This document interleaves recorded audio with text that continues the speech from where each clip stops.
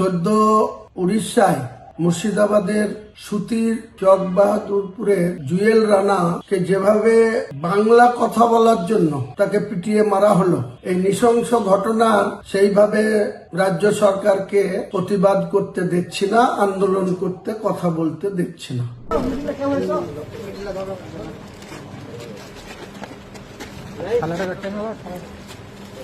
এই যে এখন বাক্স তো লোড হচ্ছে। বাঙালিরা পশ্চিম বাংলার মানুষ হিসেবে যদি উড়িষ্যায় গিয়ে খুন হতে হয়, যদি মুম্বাইয়ে গিয়ে খুন হতে হয়, যদি উত্তরপ্রদেশে খুন হতে হয়, তাহলে সেই সব রাজ্যের মানুষ এখানে এসে কেন সবকিছু ব্যবসা বাণিজ্য এবং সবকিছু করে সুস্থভাবে চলবে, আর বাঙালিরা শুধুমাত্র বাংলা ভাষার জন্য তাদেরকে খুন হতে হবে, এই জিনিস মানা হবে না। বাংলা থেকে উড়িষ্যা বা অন্য কোনো জায়গায় কাজ করতে গেলে তাদেরকে আক্রমণ করা হচ্ছে, মারা হচ্ছে, মেরে ফেলা হচ্ছে, নির্যাতিত হচ্ছে। বাংলার সরকারকে বলবো, মুখ্যমন্ত্রীকে বলবো, আপনি মুসলমানদের মসিয়া সাজেন, আপনি এইসব নাটক বন্ধ করেন, আর আপনি যে পরিযায়ী শ্রমিকদের জন্য আপনার রাজ্যসভার সাংসদ সামিরুলকে দায়িত্ব দিয়েছেন, তাকে বলুন বাংলার মুসলমানদের, বাংলার পরিযায়ী শ্রমিকদের আরো সুরক্ষিত কিভাবে থাকে, আরো সুস্থভাবে কিভাবে জীবনযাপন করতে পারে, সেটা কিন্তু আপনাকে দেখতে হবে দায়িত্ব নিয়ে। আর তা যদি না করে শুধু নাটক করেন, মিথ্যা কথা বলেন, তাহলে আমরাও একটা টাইম আসবে, বাঙালিরা যেমন বাইরে আক্রান্ত হবে, আমরাও বাঙালিরা কিন্তু এককাট্টা হয়ে আমরা কিন্তু এই রাজ্যে যে অবাঙালিরা এখানে এসে রাজত্ব করছে, বিভিন্ন ভাবে আমাদের জমি জায়গা অর্থতে ভাগ বসাচ্ছে, সেটার বিরুদ্ধেও কিন্তু আমরা নামবো, সোচ্চার হব। নমস্কার, সালামু আলাইকুম। আমি হুমায়ুন কবির, যে ইউপি পার্টির চেয়ারম্যান। সদ্য উড়িষ্যায় মুর্শিদাবাদের সুতির চকবাহাদুরপুরের জুয়েল রানাকে যেভাবে বাংলা কথা বলার জন্য তাকে পিটিয়ে মারা হলো, এই নৃশংস ঘটনার সেইভাবে রাজ্য সরকারকে প্রতিবাদ করতে দেখছি না, আন্দোলন করতে, কথা বলতে দেখছি না। জুয়েল রানাকে যেভাবে মরতে হলো, অনেক ব্যক্তিকে বিগত কয়েক বছর ধরে কখনো দিল্লিতে, কখনো হরিয়ানায়, কখনো উত্তরপ্রদেশে, কখনো ছত্তিশগড়ে এইভাবে কিন্তু তাদের প্রাণ যাচ্ছে শুধুমাত্র বাঙালি হওয়ার জন্য, আর বাংলার মুসলমান, বাঙালিদের মুসলমান হওয়ার জন্য। কারণ বাঙালি কোনো হিন্দু মুসলমান হওয়া উচিত না, বাঙালি আমরা, বাঙালি আমরা ভারতবাসী।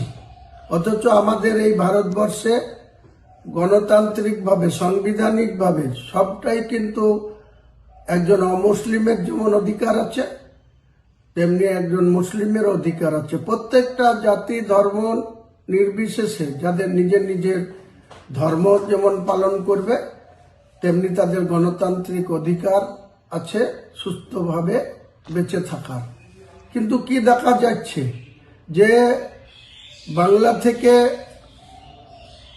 উড়িষ্যা বা অন্য কোনো জায়গায় কাজ করতে গেলে তাদেরকে আক্রমণ করা হচ্ছে, মারা হচ্ছে, মেরে ফেলা হচ্ছে, নির্যাতিত হচ্ছে, বোম্বাইতে গিয়েও হচ্ছে। অথচ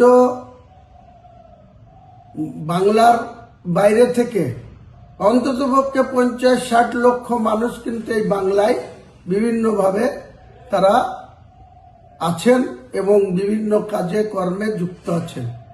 বাঙালিরা তো কোনোদিন তাদেরকে অন্য রাজ্যের লোক হিসাবে, অন্য ভাষাগত মানুষ হিসাবে তাদেরকে আক্রমণ করেছে, এরকম দৃষ্টান্ত কিন্তু নেই। তাই আমি বলবো, বাংলার সরকারকে বলবো, মুখ্যমন্ত্রীকে বলবো, আপনি মুসলমানদের মসিয়া সাজেন, আপনি এইসব নাটক বন্ধ করেন, আর আপনি যে পরিযায়ী শ্রমিকদের জন্য আপনার রাজ্যসভার সাংসদ সামিরুলকে দায়িত্ব দিয়েছেন, তাকে বলুন বাংলার মুসলমানদের, বাংলার পরিযায়ী শ্রমিকদের আরো সুরক্ষিত কিভাবে থাকে, আরো সুস্থভাবে কিভাবে জীবনযাপন করতে পারে, সেটা কিন্তু আপনাকে দেখতে হবে দায়িত্ব নিয়ে, যতক্ষণ দায়িত্বে আছেন। আর তা যদি না করে শুধু নাটক করেন, মিথ্যা কথা বলেন, তাহলে আমরাও একটা টাইম আসবে, বাঙালিরা যেমন বাইরে আক্রান্ত হবে, আমরাও বাঙালিরা কিন্তু একটা হয়ে আমরা কিন্তু এই রাজ্যে যে অবাঙালিরা এখানে এসে রাজত্ব করছে, বিভিন্নভাবে আমাদের জমি জায়গা অর্থতে ভাগ বসাচ্ছে, সেটার বিরুদ্ধেও কিন্তু আমরা নামবো, সোচ্চার হব। কারণ বাঙালিরা পশ্চিমবাংলার মানুষ হিসেবে যদি উড়িষ্যায় গিয়ে খুন হতে হয়, যদি মুম্বাইয়ে গিয়ে খুন হতে হয়, যদি উত্তরপ্রদেশে খুন হতে হয়, তাহলে সেই সব রাজ্যের মানুষ এখানে এসে কেন সবকিছু ব্যবসা বাণিজ্য এবং সবকিছু করে সুস্থভাবে চলবে, আর বাঙালিরা শুধুমাত্র বাংলা ভাষার জন্য তাদেরকে খুন হতে হবে, এই জিনিস মানা হবে না।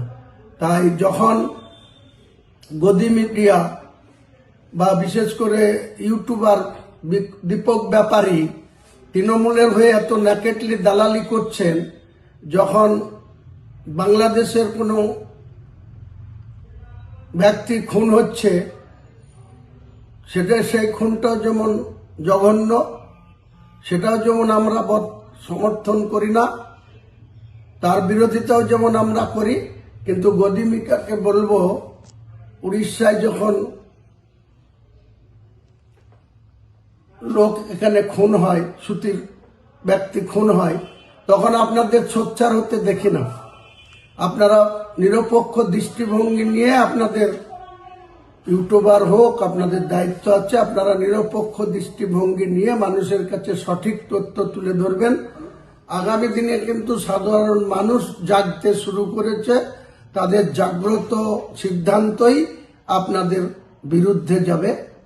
কাজেই আমি শীঘ্রই সময় বের করে আমি সুতিতে যে ব্যক্তি মারা গিয়েছে তার বাড়িতে যাব, তার পরিবারকে সান্ত্বনা দিতে যাব, তাদের পাশে থাকব।